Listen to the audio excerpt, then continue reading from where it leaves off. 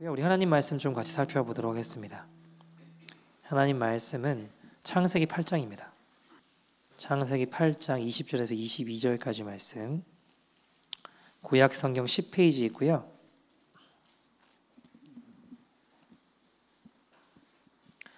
창세기 8장 20절에서 22절까지 말씀입니다. 다 찾으신 줄 알고 한 절씩 교독하고 마지막 절 함께 읽도록 하겠습니다. 노아가 여호와께 제단을 쌓고 모든 정결한 짐승과 모든 정결한 새 중에서 제물을 취하여 번제로 제단에 드렸더니 여호와께서 그 향기를 받으시고 그 중심에 이르시되 내가 다시는 사람으로 말미암아 땅을 저주하지 아니하리니 이는 사람의 마음이 계획하는 바가 어려서부터 악함이라. 내가 전에 행한 것 같이 모든 생물을 다시 멸하지 아니하리니. 같이 읽겠습니다. 땅이 있을 동안에는 심음과 거둠과 추위와 더위와 여름과 겨울과 낮과 밤이 쉬지 아니하리라. 아멘. 하나님의 말씀입니다. 요즘에 시대가 되게 많이 바뀌어 가더라고요. 아이들 공부하는 거를 이렇게 들어보고 물어보니까 저희는 이제 종이나 이면지나 이런 데 공부하고 또 공책 같은 데 필기하고 했는데 요즘에는 종이 같은 걸 잘 안 쓴다 그러더라고요. 교과서 어떡하냐 그러니까 뭐 태블릿 같은 데 넣어서 공부를 많이 한대요. 저희는 무겁게 가방을 다 짊어지고 다녔는데 요즘 친구들은 보니까 무겁게 책을 들고 다니지 않는다고 하더라고요.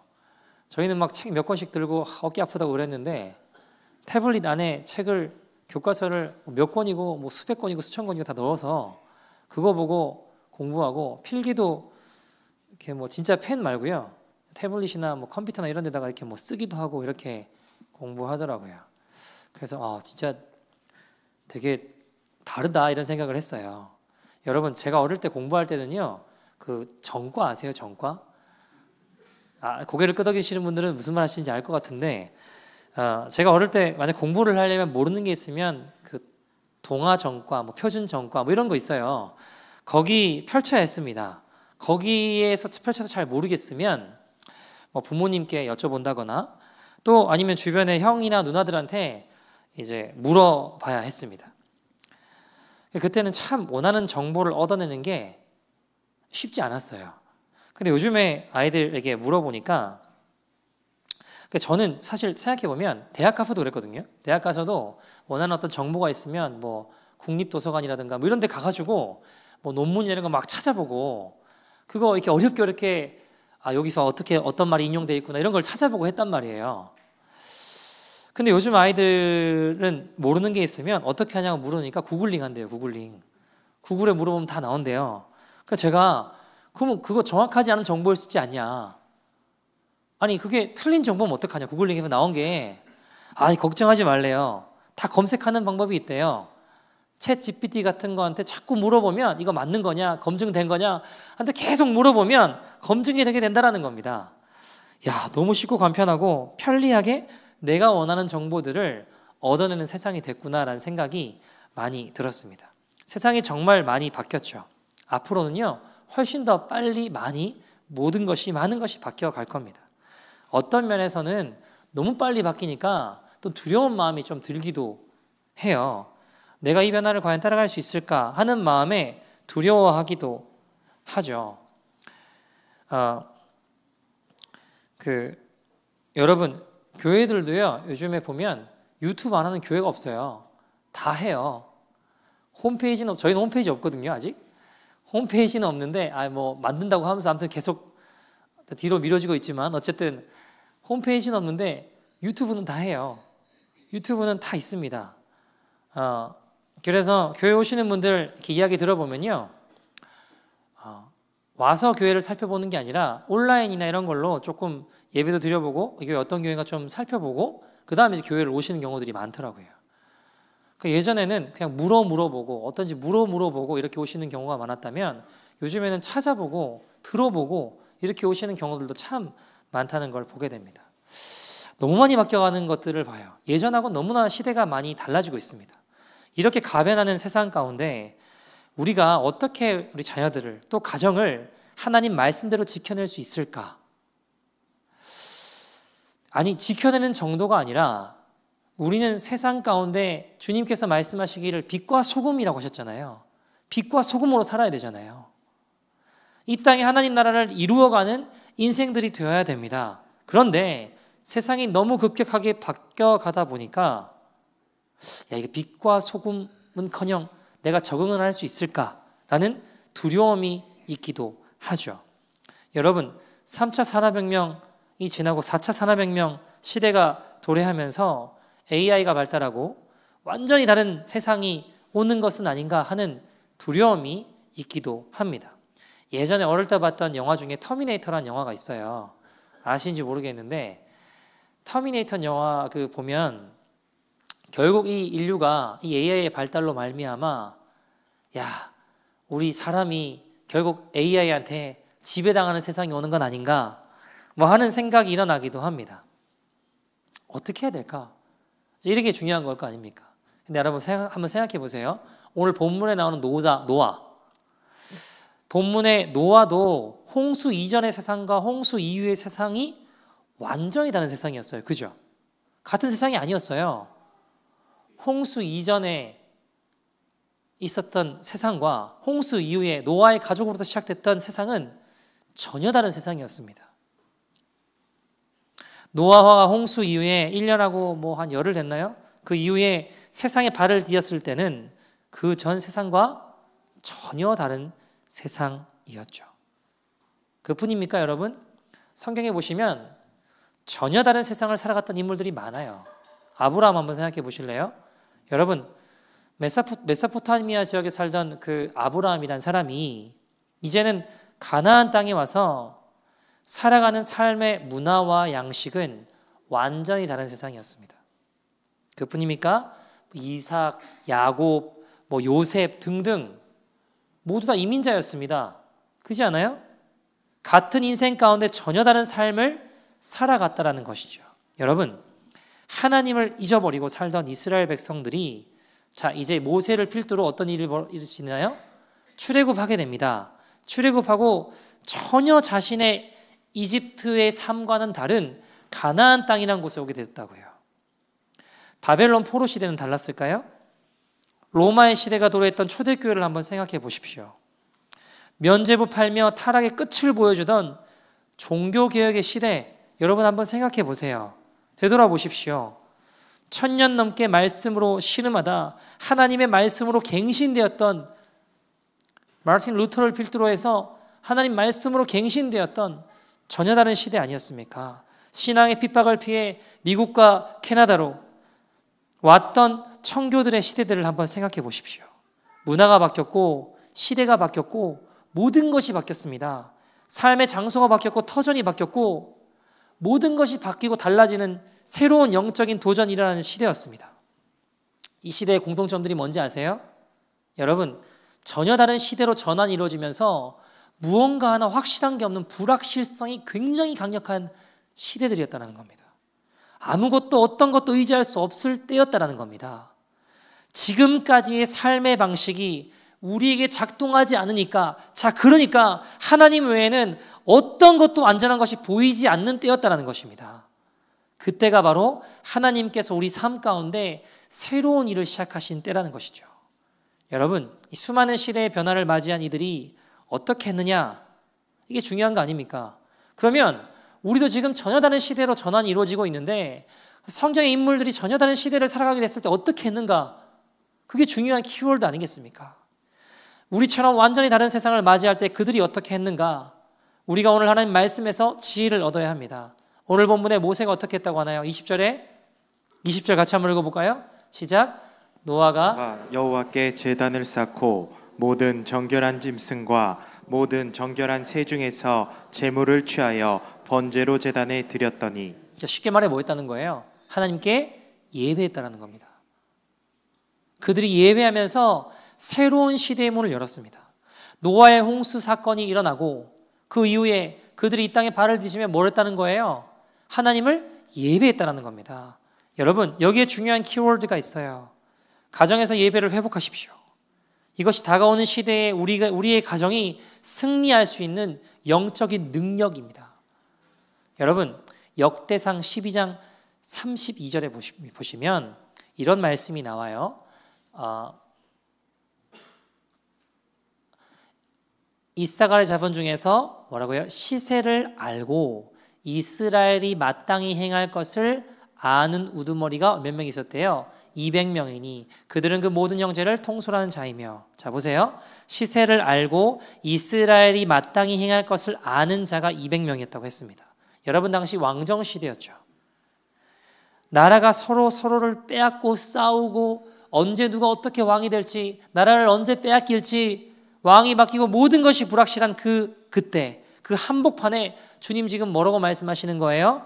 지금 세상이 어떻게 변해가는지 눈을 부릅뜨고 바라보며 분별하지만 그 중에서도 뭐를 같이 붙들어야 된다고 이야기하는 거예요? 이스라엘이 마땅히 행할 바를 아는 이들이 필요하다라는 겁니다. 시대와 진리를 붙드는 리더를 통해서 하나님은 그 시대 속에서도 모든 것이 바뀌는 그 시대 가운데서도 하나님이 그 시대의 주인이심을 이 세상 가운데 드러내시며 하나님을 예배하고 하나님을 사랑하고 물질을 다스리는 하나님의 영적 원리를 여전히 붙드는 요셉과 같은 사람들을 통해, 다니엘과 같은 사람들을 통해서 시대를 새롭게 하셨다는 것입니다. 여러분, 이들은 다 공통점은 예배자들이었다는 겁니다. 예배자들. 요셉은 감옥에서도 주님을 예배했습니다. 다니엘도 창을 열고 기도하면, 하나님 예배하면, 왕 외에 다른 신을 섬기면 사자굴에 사자의 밥이 된다고 해도 하루에 3번 다 보라는 듯이 창을 열고 하나님 앞에 기도하며 예배했습니다. 오늘 본문의 노아도 마찬가지고요. 모세도, 아브라함도 자녀들과 함께 주님을 예배했다라는 것입니다. 여러분, 통계를 좀 살펴보니까 우리 아이들에게 이런 질문을 했어요. 너희들이 신앙에 가장 큰 영향을 주는 것이 무엇이냐? 너희 신앙에 무엇이 가장 큰 영향을 주냐라고 물으니까, 자, 교회를 다니고 있는 아이들이에요. 교회를 다니고 있는 유스 아이들, 특별히 중고등학생 아이들에게 한 500명을 대상으로 조사를 했습니다. 2014년도까지는요, 엄마가 47%였고 아빠가 몇 프로 정도 됐을까요? 네?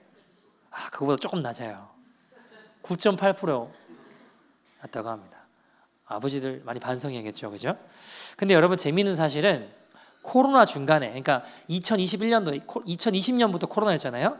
2021년도가 돼서 교회를 다니는 아이들에게 물어봤어요. 500명에게. 그 아이들 똑같이 물어봤어요.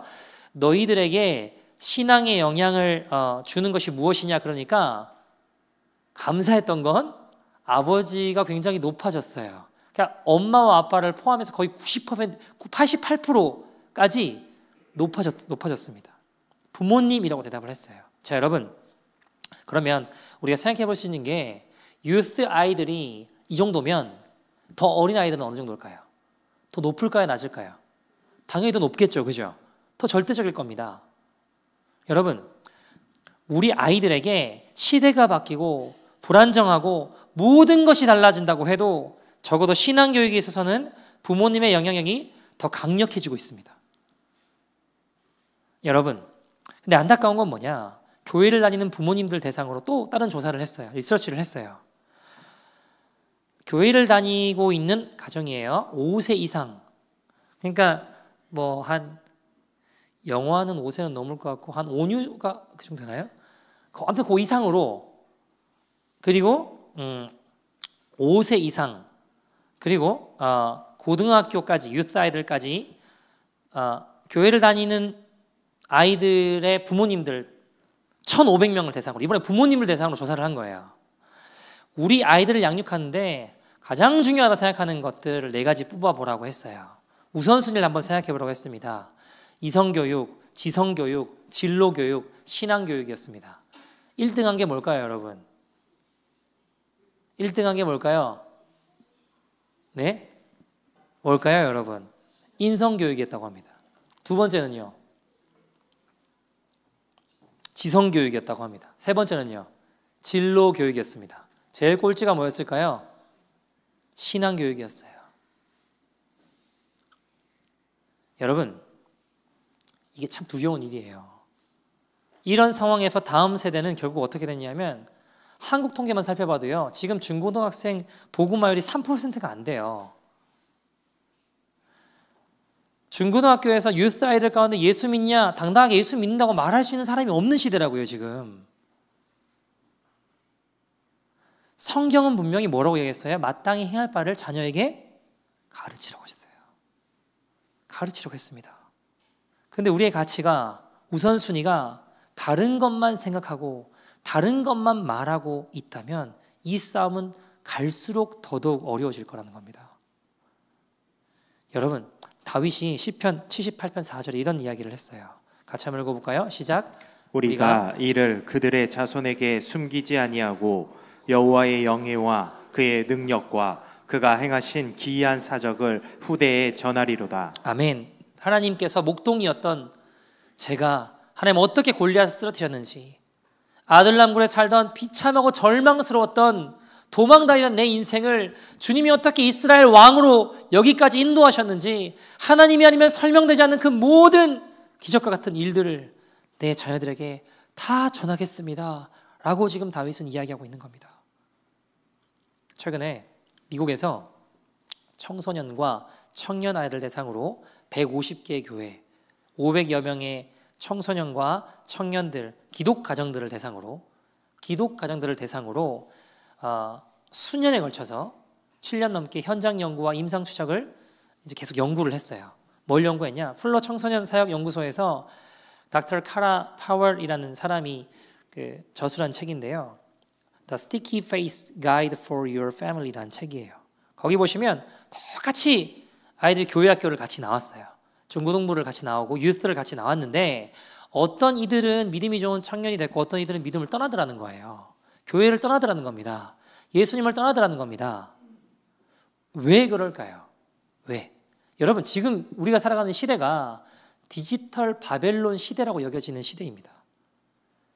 금방 휩쓸려 가고요. 금방 정신 차리지 않으면 금방 세상으로 주님 떠나는 건 너무 쉬운 세상이에요, 지금. 여러분, 지금 오히려 젊은 친구들은요, 무신론이 하나님 없다라고 여기는 게 되게 유행인 시대예요. 여러분, 아니 디지털 바벨론 시대라고 여겨지는 급격하게 변하는 이 시대에 우리 아이들에게 가장 큰 영향을 미치는 것이 무엇인가 연구를 해보니까 그 책의 결론이 뭐냐면 가정과 영적 부모라는 spiritual parents, 영적 부모라는 결론이 나왔어요. 여러분, 교회 학교라고 하는 건 신앙을 돕는 곳이지 절대적인 곳이 아니에요. 이 착각하면 안 되는 게 부모님들이 교회에다가 애들을 맡겨놓으면 애들이 신앙으로 믿음으로 잘 자랄 수 있다라고 착각하시는 거라고요. 왜냐하면 여러분 생각해 보세요. 우리가 사람은 누구나 관계없이 시간을 보내는 것에 종이 돼요. 일주일에 하루 교회 학교 딸랑 집어넣어 1시간 집어넣어놓고 대부분 시간 어디서 보내요? 가정에서 보내잖아요. 학교에서 보내지 않습니까? 어디서 승부가 나겠냐고요. 대부분 시간은 가정에서 보낸다고요. 그러니까 교회라는 곳은, 교회 학교라는 곳은 아이들 신앙을 도울 수 있는 곳이지 절대적으로 여기서 해결될 수 있는 것이 아니에요. 가정에서 해결되는 거지. 승부는 가정에서 봐야 되는 거예요. 여러분,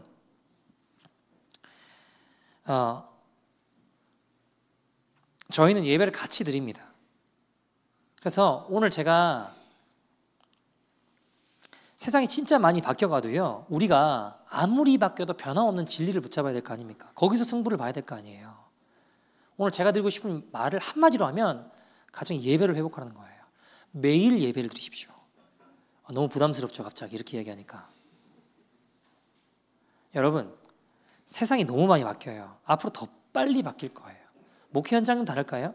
여러분, 제가 설교만 해도요, 예전 목사님들 이야기 들어보면 설교 준비하는 게 참 힘들었대요. 원하는 자료를 얻어내는 것도 정말 어려웠답니다. 근데 요즘에는요, 몇 번 클릭만 하면 다 얻어낼 수 있대요. 물론 그래서 문제도 많습니다. 쉽게 정보를 얻어낼지 모르겠지만 그만큼 말씀을 묵상하고 사고하는 훈련이 안 돼 있더라는 겁니다. 깊이 있는 묵상에 하나님의 말씀이 안 나와요. 여러분 다 좋은 것 같지만 빨리 뭔가를 얻어내서 좋은 것 같지만 그렇지 않은 것도 많아요. 요즘 아이들의 가장 큰 어려움이 뭔지 아세요? 독해력이래요. 독해력. 뭔가를 진득하게 그걸 생각하고 사고하는 훈련이 잘 안 돼 있대요. 영상들도 봐도 다 뭐예요? 쇼츠 이런 거 다 짧게 모든 것들을 해서 그 안에 1분 안에 2분 안에 다 승부 보잖아요. 그러니까 뭔가를 진득하게 생각하고 훈련하고 묵상하고 이게 안 된대요. 그러니까 글을 읽어내고 그걸 이해하고 그걸 받아들이고 사고하고 생각하는 훈련이 요즘 아이들이 잘 안 된대요. 그러니까 여러분 우리가 큐티를 하고 하나님 말씀을 묵상하는 게 엄청난 능력인 거예요. 그러니까 매일 예배를 드려야 되는 거예요. 그래서 여러분 저는요 우리가 어떻게 이 시대 가운데 어떻게 해야 될까? 성경의 인물들이 한 것처럼 예배에서 그 대안을 찾아보려고 합니다. 가정에서 아이들과 함께 예배 드리면서 하루에 한 장이라도 좋으니까요 읽고 아이들이 엉뚱한 소리 할 수 있거든요. 괜찮아요. 함께 묵상한 걸 나누십시오. 여러분 주일에 저희 함께 예배 드리잖아요. 같은 말씀을 들어요. 아이들이 교회 학교 가가지고 예배 끝나고 유치부 뭐 어린이부 가서 하는 게 다른 게 아니에요. 오늘 들은 말씀을 가지고 자기 삶에 적용해보고 이야기를 나눈다고요. 그럼 여러분 집에 가셔서 아이들하고 오늘 들은 말씀을 가지고 오늘 무슨 말씀 드렸냐? 같이 이야기를 나눠보십시오. 왜요? 같은 말씀 들었잖아요. 여러분 엉뚱한 소리 해도요 괜찮아요. 여러분 제가 처음에 교회를 개척하고 교인이 없었어요. 뭐 제가 여기 가족이 있는 것도 아니니까 교인이 없는데 그때 이제 장규성 성도님네가 에프드랑 한나 아시죠? 걔네 제가 조금 가끔씩 베이비 시터를 좀 했어요. 애들이 어렸는데 부모님들이 일하러 나가시니까 아이들이 이제 집에 혼자 있잖아요. 그래서 제가 가가지고 옆에 운동장 있고 옆에 학교에 있어서 같이 공도 차고 앉혀놓고 같이 이제 큐티하는 것도 알려주고 뭐 맛있는 것도 먹고 집에 데리고 와가지고 이제 그 집에 가서 성경도 같이 읽었어요. 그때 아이를 데리고 큐티하는 방법을 알려줬습니다. 함께 말씀도 묵상하고 나누곤 했죠. 처음에요. 아주 엉망진창이었습니다. 얼마나 엉뚱한 소리를 하는지 어떻게 이번 분이 이런 소리를 할 수 있지? 라는 생각이 들지만 그런 말을 내뱉진 않았다고요. 잘했다고. 야 잘했다. 칭찬했어요. 잘했다고. 너무 잘했다고. 그리고 아이들 묵상한 걸 조금씩 교정해 줬습니다. 근데 이 본문 이거 한번 이렇게 생각해 보면 어떠냐? 이 본문 보니까 이렇게 말씀을 한번 우리가 생각해 보면 어떨까? 이번에 이렇게 한번 묵상해보자. 다음에는 이렇게 한번 생각해보자. 말씀 앞뒤를 내가 가만히 보니까 네가 지금 생각한 것도 참 좋은데 이렇게 하면 더 좋을 것 같아 라고 하면서 하나씩 하나님 말씀 묵상하는 것들을 조금씩 도와줬어요. 근데요 그렇게 하다 보니까요 어느 날 보니까 엄청 말씀 묵상을 잘하더라고요. 저보다도 잘해요. 이 말씀 보고 어떻게 이렇게 생각할 수 있을까? 가정에서 예배드리며 하나님 말씀을 곱씹으십시오. 아이들과 함께 예배하며 잠깐이라도 하나님 말씀 앞에 머물러 보는 거예요. 여러분 가정 예배 그러면 너무 거창하게 생각하실 필요 없어요. 내가 설교를 어떻게 이런 생각 고민하실 필요 없어요. 엄마나 아빠나 아이들이 드셔도 좋습니다. 가족들 중에 한 사람이 기도로 시작하고 함께 말씀 한 장이라도 읽고요. 그 읽은 말씀 중에 돌아가면서 마음에 와닿는 구절만 나누셔도 됩니다. 필요하면 부모님께서 아이들 묵상을 도와주셔도 됩니다. 그리고 또 다른 사람 한 사람이 기도하고 마치면 돼요. 여러분 이거 10분도 안 걸려요. 빨리 하면요. 여러분 사람은요 시간을 보내는 것에 종이 됩니다. 우리가 집안일을 하던 직장 생활을 하건 학교에 시간을 보내건 대부분의 시간을 그렇게 보냅니다. 하루 종일 세상에서 시간을 보내면서 과연 하나님의 말씀 앞에 머물러 있는 시간은 얼마나 될까요? 그럼 세상의 종이 될까요? 하나님의 종이 될까요? 우리가 누구를 주인으로 섬기게 되겠냐고요. 이런 말씀 드리면 꼭 이런 분들 계세요. 꼭 앉아서 성경을 읽고 모여서 예배를 그렇게 드리는 게 중요하냐? 삶이 예배가 되는 게 중요하지? 여러분 어떻게 생각하세요? 맞는 말 같죠? 그죠? 맞는 말 같지 않습니까? 우리가 주일에 모여서 예배 드리건 오늘처럼 금요일에 모여서 예배를 드리건 가정에서 예배를 드리건 그렇게 예배 드리는 것보다 우리의 평소의 삶이 예배하는 삶으로 하나님 말씀대로 살아가는 것이 중요하지 않냐? 그게 더 중요한 게 아니냐? 이 시대의 교회들이 이것을 많이 놓쳐서 결국 모여서 예배는 드리지만 주일에 와서 예배는 드리지만 삶이 변화되지 않아서 이렇게 타락했고 문제가 생긴 거 아닙니까? 삶으로 드리는 예배가 중요하다. 여러분 어떻게 생각하세요? 이런 설교 많이 들어보지 않으셨어요? 많이 들어보셨잖아요. 저도 이런 이야기 많이 합니다. 근데 여러분 이 말엔 큰 함정이 있어요. 무슨 함정이 있을까요? 여러분 그럼 이 말은 우리가 모여서 예배 드리는 건 중요하지 않다는 이야기예요? 무슨 말인지 이해되세요? 삶으로 우리가 하나님 말씀에 순종하고 예배 드리는 게 중요하다는 말이 이꼴 우리가 모여서 예배 드리는 것, 가정에서 예배 드리는 것, 주일에 예배 드리는 건 중요하지 않다는 이야기예요. 마태복음 23장 23절에 보시면요. 예수님께서 서기관들, 이 바리새인들을 향해 책망하시거든요. 근데 뭐라고 책망하시는가 보면 너희가 박하와 화양과 근처의 11조는 들이되 율법에 더 중요한 바 정의와 긍휼과 믿음은 버려도다. 그러나 이것도 행하고 저것도 버리지 말아야 할지니라. 지금 무슨 이야기냐면 바리새인들을 책망하시면서 아주 사소한 것에 또 11조를 그들이 드렸다라는 거예요. 헌금하고 예배했다라는 겁니다. 근데 문제는 그들의 삶에 하나님 말씀대로 행하는 정의와 긍휼과 믿음을 버렸다라는 겁니다. 나와서 예배하고 헌금도 하고 기도는 열심히 하는 것 같은데 삶은 쉽게 말해 개차반이었다는 겁니다. 그래서 삶을 해서 하나님 말씀 가지고 정의와 긍휼과 믿음의 삶을 살아야 된다 이렇게 생각합니다. 근데 여러분 뒤에 가만히 읽어보시면요. 성경 가만히 보세요. 이 말씀이 그래서 예배하고 헌금하고 기도하는 것이 필요 없다라는 이야기예요. 뒤에 뭐라고 이야기해요? 그러나 이것도 행하고 저것도 버리지 말아야 할지니라고 했다고요. 둘 다 중요한 거예요. 여러분 이것도 행하고 저것도 버리지 말아야 된다고 하셨지 삶으로 예배드리는 것을 행하고 다른 건 필요 없어 버려 하신 게 아니라는 겁니다. 예전에 어떤 한 목사님이 삶이 예배가 돼야 된다라고 하시면서 그 교회가 이제 수요 예배, 금요 예배, 주일 예배가 있었는데 수요 예배를 없애셨대요. 그리고 도전하셨대요. 아이들과 함께 시간을 보내고 아이들 숙제도 봐주고 아내와 함께 하나님 은혜도 나누고 등등등 하라고 하셨다고 합니다. 한 달이 지났습니다. 아내들이 목사님 찾아왔어요. 이렇게 이야기하더래요. 목사님 수요 예배 왜 없애셨어요? 왜 그러세요? 남편이 수요 예배 있을 때는 와서 예배도 드리고 성경 공부도 하고 그랬는데 요즘에는 집에 와서 게임밖에 안 해요. 그러더래요. 목사님은 수요 예배 드리지 말고 집에서 우리의 삶을 하나님이 기뻐하시는 예배가 되라고 하는 말이 그들에게는 어떻게만 들리는 거예요? 수요 예배 드리지 말라라고만 들리는 거예요. 이해되세요? 여러분 우리의 삶이 예배가 된다는 말은 다르게 표현해 보면 우리의 삶이 주님의 것입니다라는 것입니다. 예수 믿는다는 게 뭐예요? 내 생명이 주님께 있습니다. 이 말은 우리의 삶이 주님께 우리의 삶을 주님께 드립니다. 내 모든 삶이 주님의 것입니다.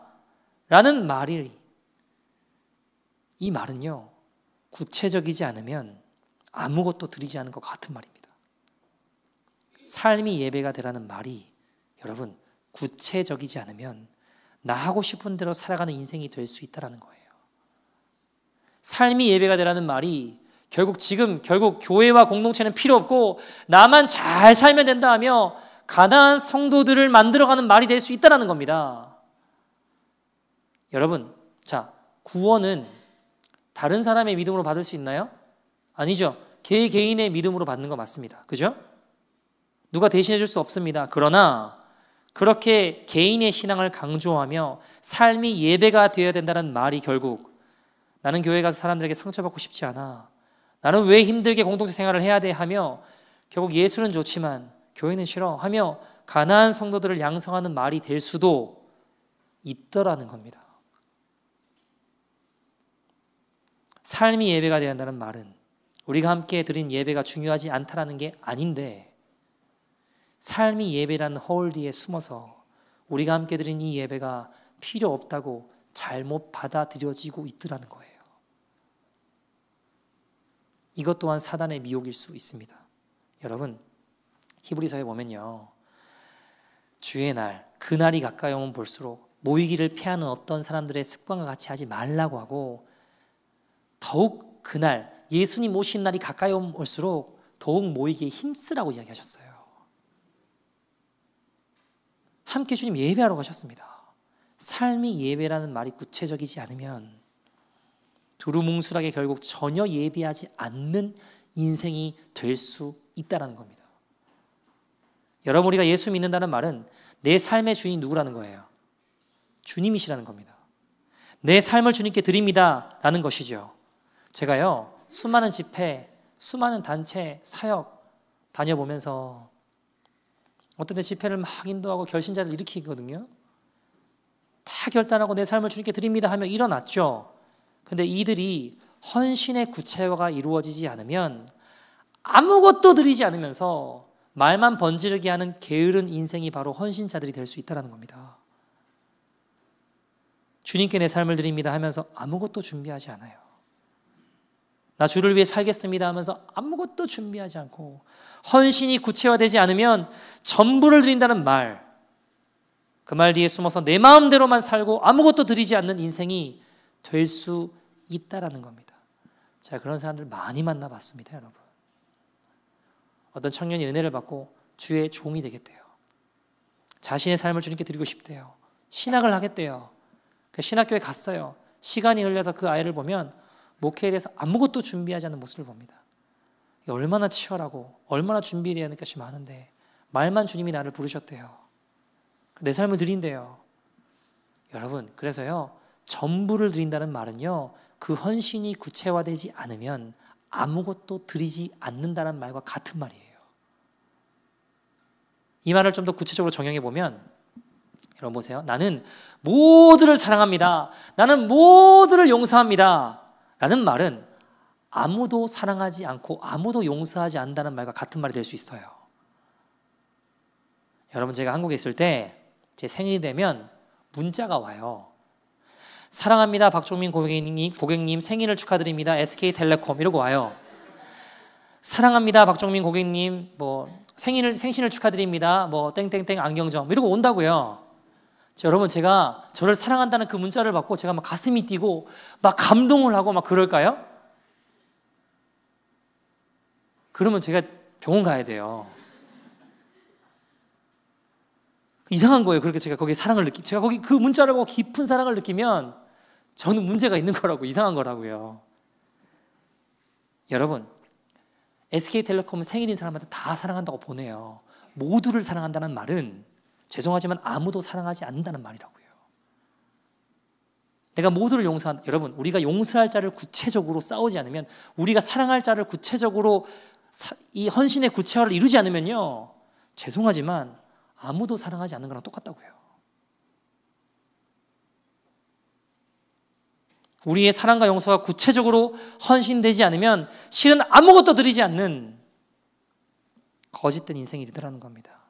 나는 하나님을 사랑해, 나는 하나님 믿어 라고 말은 하지만 하루에 성경 한 장 읽지 않고 예배도 기도도 멀리하고 있다면, 내가 고백한 나는 하나님을 사랑해, 나는 예수님을 믿어 라는 말이 내 믿음을 증명하는 게 아니라 내 헌신이 구체화되지 않은 내 모습이 내 믿음의 현실을 여실히 보여주고 있다는 것입니다.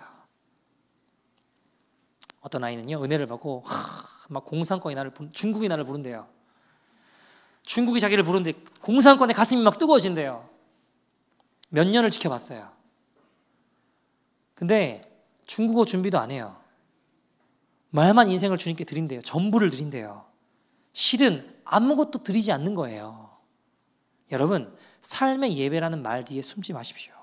삶이 예배가 되기 위해선 그 헌신이 구체화가 이루어지지 않으면 내 욕심대로 살면서 전혀 예배드리지 않는 헐만 좋은 사단의 먹잇감이 될 수 있다는 겁니다.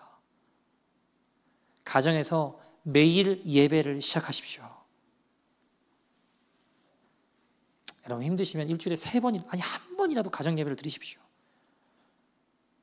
매일 드셨으면 좋겠어요. 여러분 혼자라도 하시면 됩니다. 우리 집에 믿는 사람이 없는데, 같이 예배드리자고 할 사람이 없는데 혼자 하시면 돼요. 저는 주로 자기 전에 매일 예배를 드려요. 때로는요 아내 없이 혼자 예배 드려요. 가족들이 노력하지만 상황이 안 될 수 있습니다. 그럼 혼자 기도하고 시작하는 거예요. 여러분 시간 많이 걸리지 않습니다. 하루에 일과를 24시간 생각해 보세요. 내가 좋아하는 건 반드시 하잖아요. 피곤해도 한다고요. 여러분 좋아하는 그거, 제가 뭐라고 말씀드릴 수는 없지만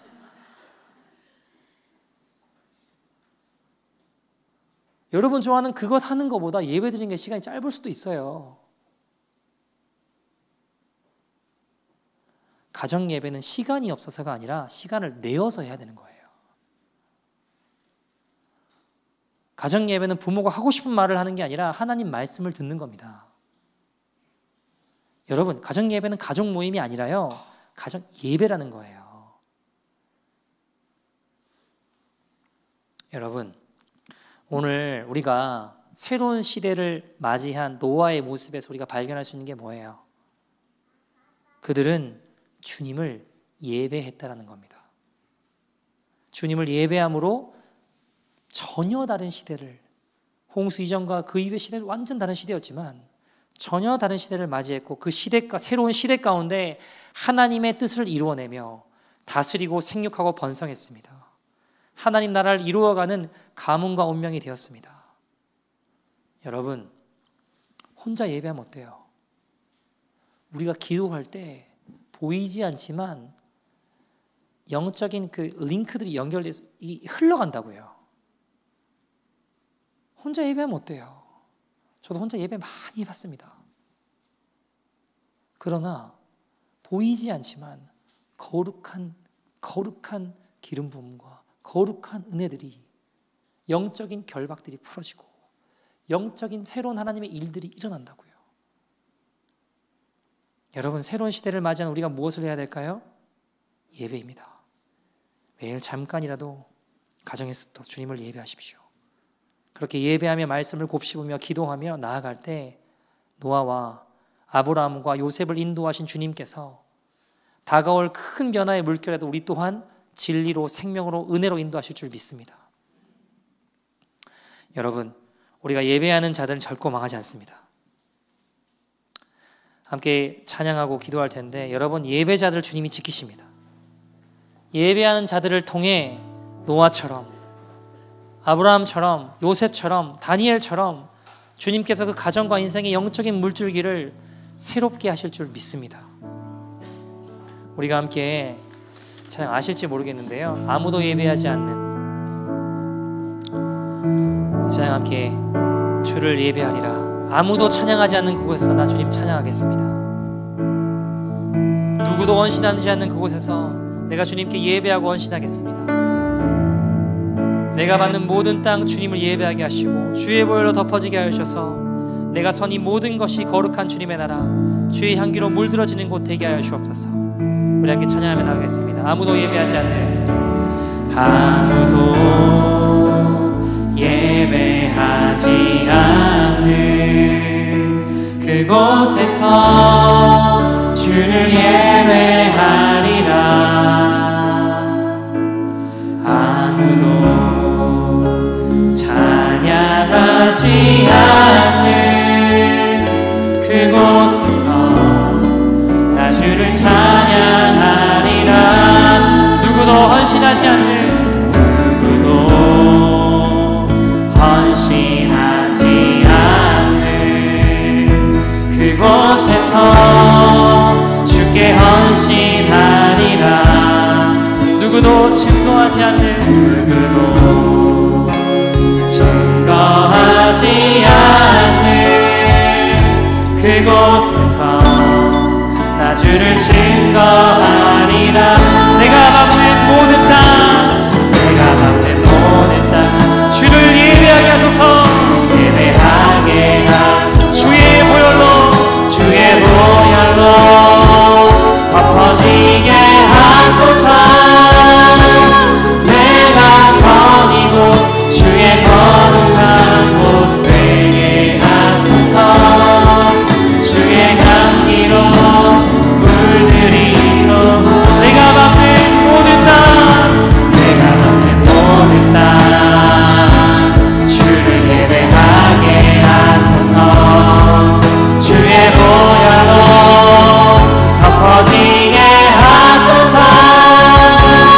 내가 섬이고 주의 거룩한 곳 되게 하소서. 주의 향기로 물들이. 내가 밟는 모든 땅, 내가 밟는 모든 땅 주를 예배하게 하소서. 하나님, 우리의 가정이 주의 보혈로 덮어지게 하십시오. 하나님, 나는 예배할 것입니다. 하나님, 나는 예배를 걸고 예배할 것입니다. 섬이고 주의 거룩한 곳 되게 하소서. 주의 향기로 주를 찬양, 주를 찬양. 손을 들고 전쟁은 나에게 속한 것이 아닙니다. 나에게 속한 것 아니니 주를 찬양. 손을 들고 찬양. 전쟁은 하나님께 속한 것이. 주를 찬양, 주를 찬양. 주를 찬양할 것입니다. 나는 그럼에도 불구하고 주님을 예배할 것입니다. 왜냐하면 이 모든 전쟁이 내게 속한 것이 아니라 주님께 속했기 때문입니다. 주를 찬양, 주를 찬양. 손을 들고 찬양. 전쟁은 하나님께 속한. 우리가 더 관심을 다해 보는 것이다. 주를 예배합니다. 주를 찬양, 찬양. 손을 들고 찬양. 전쟁은 나에게 속한 나라이니 주를 찬양. 들고 찬양. 전쟁은 하나님께 속한 것이니. 사랑하는 여러분, 우리 안에 예배가 회복될 때 가정이 회복될 줄 믿습니다. 여러분, 시대가 바뀌고 아무리 죄악이 득실득실 교회를 넘본다고 해도 하나님은 예배하는 자들을 통해 주님의 역사를 일으키십니다. 주님, 우리 안에 가정 예배가 회복되어지게 하여 주시옵소서. 우리 안에 예배가 회복될 때의 영적인 DNA가 가정 가운데 흘러갈 것입니다.